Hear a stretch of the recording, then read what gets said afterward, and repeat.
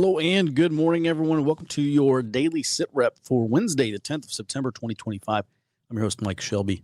Let's go ahead and jump into today's report. Robert, good morning. Starting off here inside the Beltway, a lot of stuff to cover, but let's first take a look. Potentially at the end of this month, we're looking maybe at a partial government shutdown. I've heard from some Democrats that say, damn the torpedoes, full steam ahead. Let's do this. Heard from other Democrats that say, maybe we should not go off the cliff here. What's the latest? So yesterday, lawmakers, a bipartisan group of lawmakers, rejected a White House proposal to pass a stopgap funding bill that the White House wants to go through January of next year. There was an article posted by the founder of Talking Points Memo, Josh Marshall, who's been a longtime journalist for decades now, where he said the Democrats think that they're going to try to avoid a shutdown by basically pushing for the reinstatement of Obamacare subsidies in a spending bill.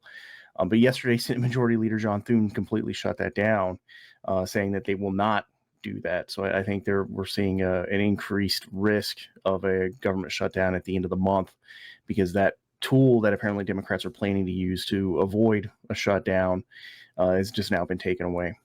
Mm-hmm. And just to be clear, Democrats said we will pass this continuing resolution that House Republicans want if they fund Obamacare subsidies. And apparently, according to Thune, that's not going to happen. Correct. And in the Senate, that's more important because that's where Democrats have the most leverage. And in the House, Republicans have right now a 6-seat majority after a special election in Virginia yesterday. Mm-hmm. Okay. All right. Well, I'll be paying close attention for the next few weeks paying close attention to what these investment banks and occasionally hedge funds will opine on government shutdown stuff, but really focusing in on the risks. So thanks for the update, Robert. And let's go ahead and move on. I'll just let you run through the sit rep. So the they're scheduled to vote on Thursday for a new rule. And this new rule is going to allow basically the mass confirmation of Trump appointees to federal agencies below the cabinet level. Senate Majority Leader Chuck Schumer said yesterday, when Republicans advanced this new rule, that they will, quote, come to regret their decision. I think this is the latest in a tit for tat between Republicans and Democrats, dismantling some of these rules and norms that have forced the Senate to be more moderate on nominees and policy, which, as we talked about yesterday, this potential back and forth cycle between left-wing and right-wing populism, I think this contributes to the risk of that. And then the House Select Committee on China yesterday said that China-linked hackers impersonated committee chair John Molinar in an attempt to steal sensitive information on U.S.-China trade negotiations. And they did this through an email campaign targeting federal agencies, businesses, law firms, and at least one foreign government. Then moving over to the domestic side, a Fulton County, Georgia judge said yesterday he's going to dismiss racketeer influence and corrupt organizations charges, or RICO, against 61 people connected to the Stop Cop City demonstrations. And he said he will allow, or may allow, domestic terrorism charges to stand against 5 of those individuals that are connected to that Stop Cop City movement. Hey, Robert, let me stop you real quick. So the judge said he made this decision because the charges were filed improperly or something to that effect, correct? Correct. He said that the Attorney General did not ask the permission of Governor Brian Kemp to file RICO charges at the state court level rather than local courts, which is basically saying that a technicality with the filing is what is stopping this, not necessarily that the charges aren't warranted. Okay. Next question. Is there anything stopping this DA from refiling charges with the hominis dominus from the governor this time? I don't think so. I did not see that this. So when they rule with prejudice or without prejudice, it just means that's basically saying whether somebody can refile or not refile charges. I've not seen yet that the judge has said that they're going to stop them refiling. Okay. Well, I bring this up because this is extremely important. This was like a sledgehammer to the Stop Cop City movement. You have 61 basically various flavors of left-wing activists in Milton. So you got eco activists in there, you've got Antifa, and they're just kind of this blend mix of overlapping ideologies and priorities. But the one thing they all agreed on is to stop the construction of this police training facility in the Atlanta, Georgia area. When 61 of them were arrested by the state, charged with RICO, we also saw, as you said, 5 domestic terrorism charges. And then some additional charges were thrown out. I think, what was it, fraud or something like that? Yeah, the charity fraud charges. Yeah, okay. That was a sledgehammer to this movement because Stop Cop City folded. They deleted their website. I think as an organization, they kind of folded in. And I just remember, and this happened back in 2023, I think, the RICO charges. I remember reading on social media and like Antifa blogs. They didn't say this was devastating, but the sentiment I got from this is it's kind of a new ball game, and I don't think they expected to be charged with this, and I think it was a deterring effect on a lot of that activity. Not to say that it died down to zero, but it certainly was not as organized and prolific as it had been for the past couple of years. And I'm just talking about Stop Cop City, not just in Atlanta, but there were some arson attacks up in Asheville, North Carolina. I think some stuff in Tennessee. It was kind of that whole kind of greater region. And so if these charges are thrown out, I do wonder if the state of Georgia cannot refile these charges. I do wonder if that may breathe some life back into, I think Stop Cop City, I don't know if it will reconstitute or not, but those activists and militants are going to go back to doing things. They're just going to pick a new target. Maybe they'll get back involved in that construction project, countering it. So at any rate, Robert, anything else to add on this? Yeah, in this case, the Attorney General said they're going to appeal this dismissal, but I think there is a possibility they just go back and ask permission from the governor to refile these charges. In which case the judge would say, okay, I'll allow it. Basically, that seemed to be the only problem he had with the RICO case. Mm-hmm. Okay. TBA. All right, thanks for that. Let's move on and talk about this Elon Musk thing. So Elon Musk said that he was going to start, Tesla was going to start making these power transformers. And this is very important because what was it, 2 years ago? Elon Musk was predicting, and so far this has not happened yet, at least not to the degree that Elon Musk was predicting. But Elon Musk was predicting power shortages for a handful of reasons. He said, number one, there's a silicon shortage. And then he's also talking about how that shortage would eventually affect power transformer production, and our grid cannot function in the way that it does without these transformers. Right now, he's talking about these big step-down transformers, correct?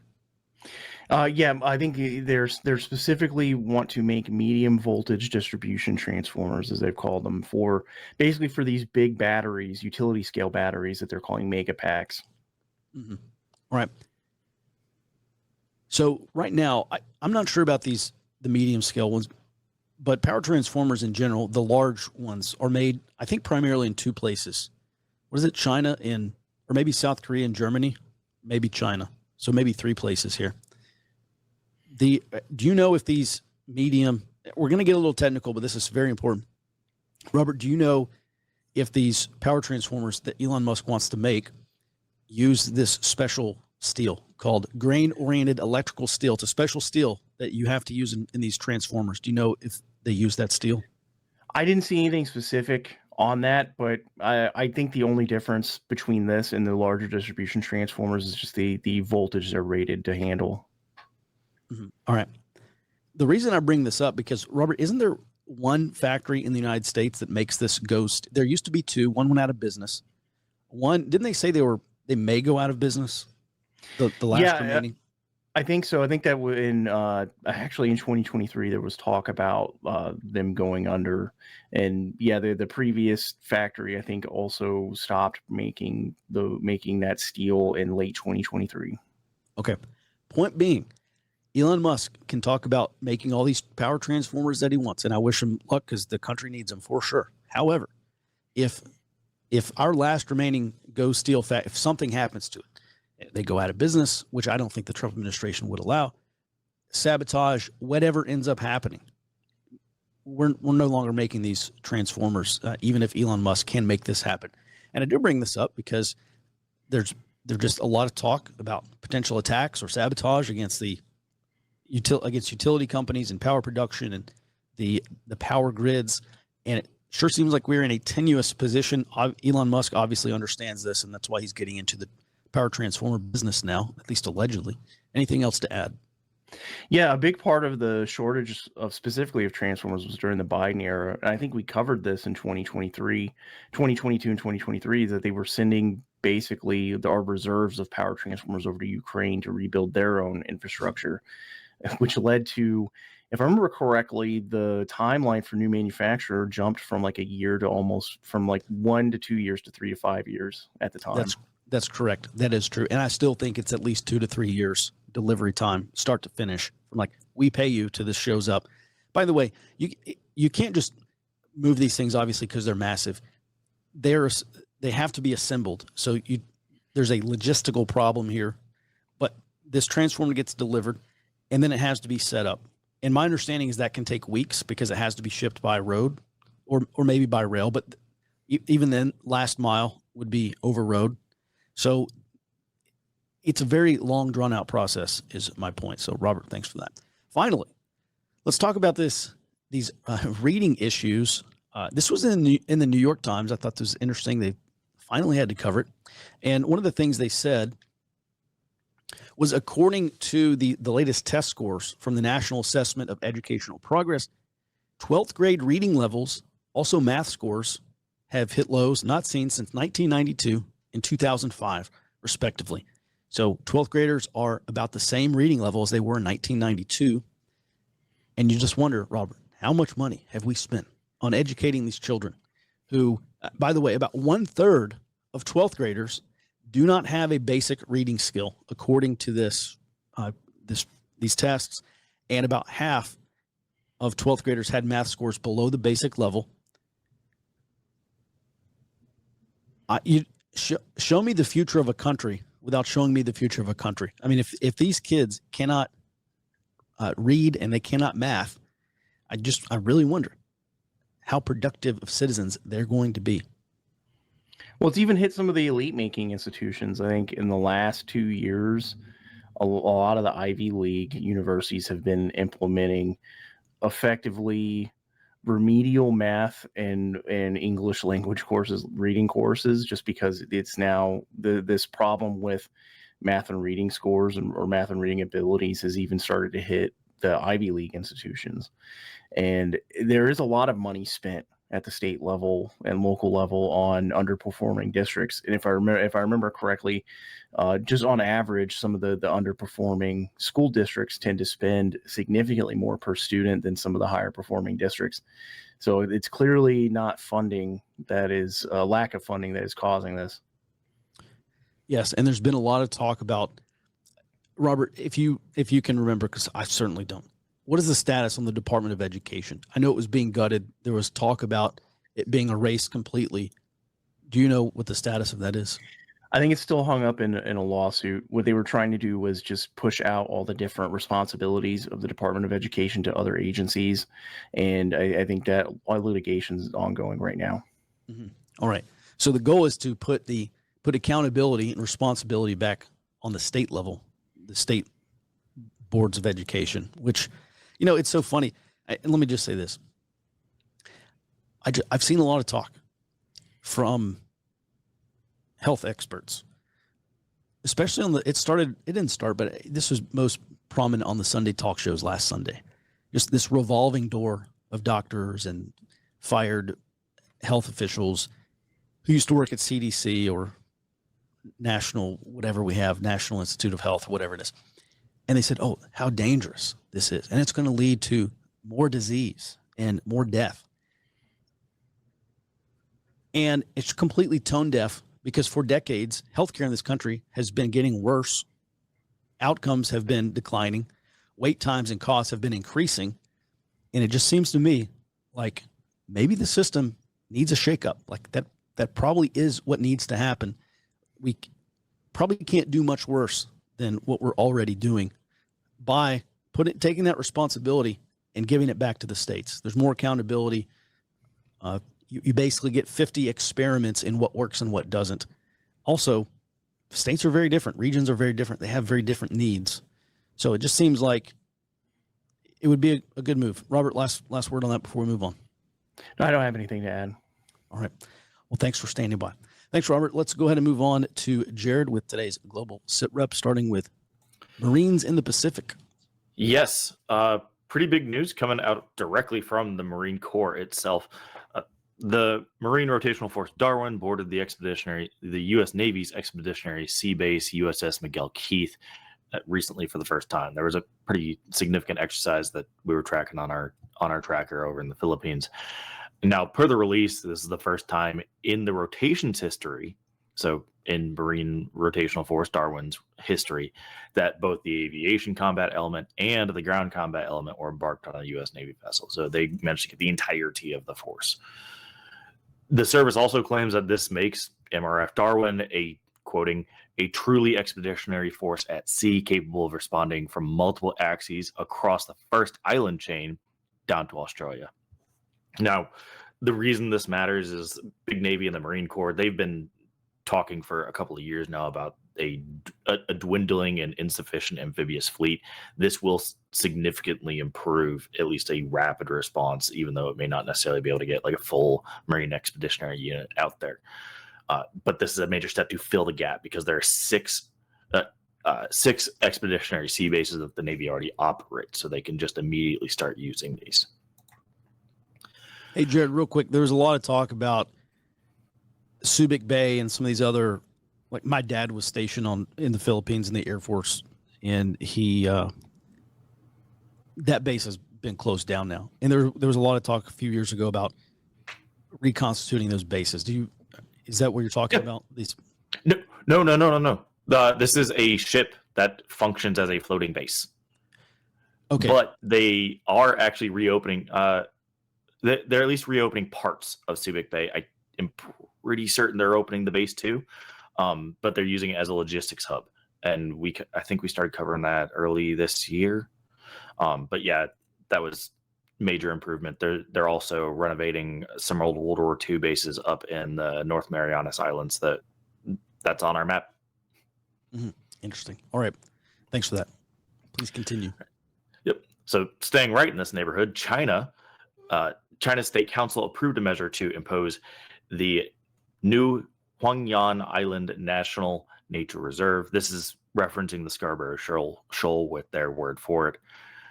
Now, per the release, this is going to require continuous law enforcement and the implementation of various management measures continuously improve the level of construction and management of national nature reserves. Basically, they're going to renovate the entire Scarborough Shoal and assert sovereignty over it with law enforcement. So given that the Philippines has been having significant issues around this, I do expect this is going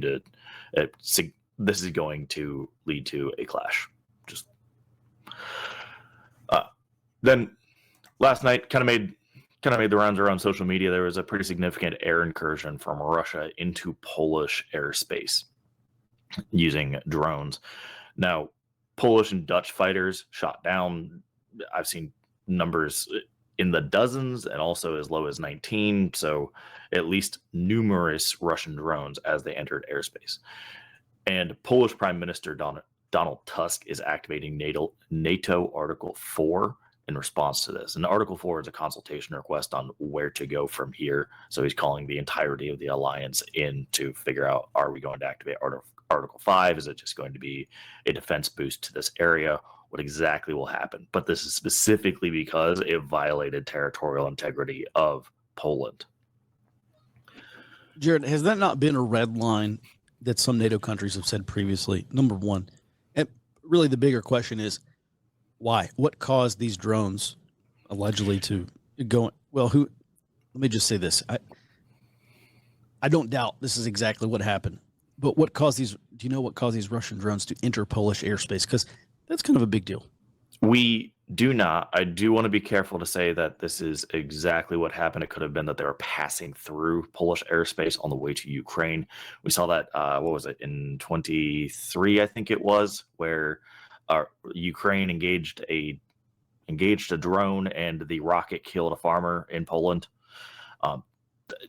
And that took like a week for all those details to come out. So I don't want to say for sure like Russia was attacking Poland.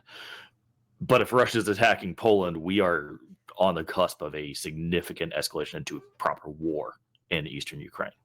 Or Eastern Europe, sorry. All right. Hey, and just one other thing, too. I know that German and Polish officials, intelligence officers, speaking anonymously but quoted in European media, 3-4 months ago, said that Russia was looking for a way to test NATO's resolve. I'm not saying that this is a test, but let's be honest, Russia loves to harass and intimidate, and I do wonder if maybe this is just a harassment intimidation campaign, potentially. Could be. Once much more information is out, we'll be able to provide a proper analysis here. Okay, great, thanks. Coming much closer to home over in Venezuela, the Venezuelan Minister of Defense is accusing the U.S. of preparing a false flag attack on one of the U.S.'s naval helicopters, and he likened it to the Gulf of Tonkin incident. Now, Pedrino Lopez, that minister, he further claimed that the U.S.'s objective is not to counter narco-terrorism, but to force impose a regime change in Venezuela. And he does say that this would drag the region into a conflict as opposed to just Venezuela. And lastly, there was significant action over in Nepal last night and yesterday. Nepalese protesters set fire to the parliament building and killed at least one government official after government forces killed 19 protesters earlier this week. We will have a full write-up on the implications of that probably tomorrow. Yes, we will. And one reason is because I've noticed on some of the left-wing media, they're talking about it. And basically you have the Communist Party that is in charge over there.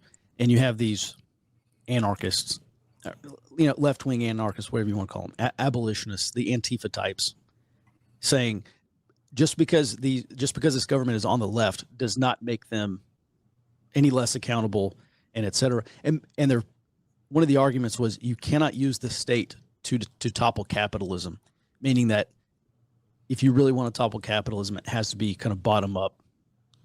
The anarchist, abolitionist, revolutionary left has to do that, not the state. Something I will continue to pay attention to. All right, thanks for that, Jared. And we have 77 protests we're tracking today. Just as a reminder, we do list these out.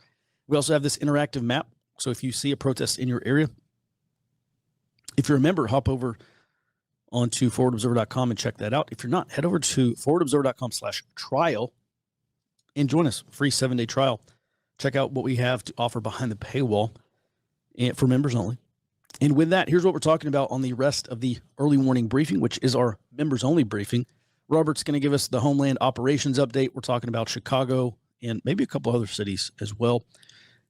There's this interesting article about this DOJ National Voter Database. This has been ongoing for several months now. We'll have an update there. Former President Barack Obama is entering the fight against this GOP mid-decade redistricting. I think this is one of the, strategically, I think this is probably the most important thing happening domestically right now is what's going on with mid-decade redistricting, how these states are aligning, and most importantly, I think we will see acceleration after the midterms one way or the other. I think it's going to happen. A lot more on that to come. Talk about some other stuff as well. And then there's a really good question from yesterday, and one of the things we'll be talking about is how do we see the U.S. succeeding against China without having India as a counterweight? Allegedly, India's gone, according to President Trump. With that, everyone, stand by over on the high side, and we will get back to you here in just a second.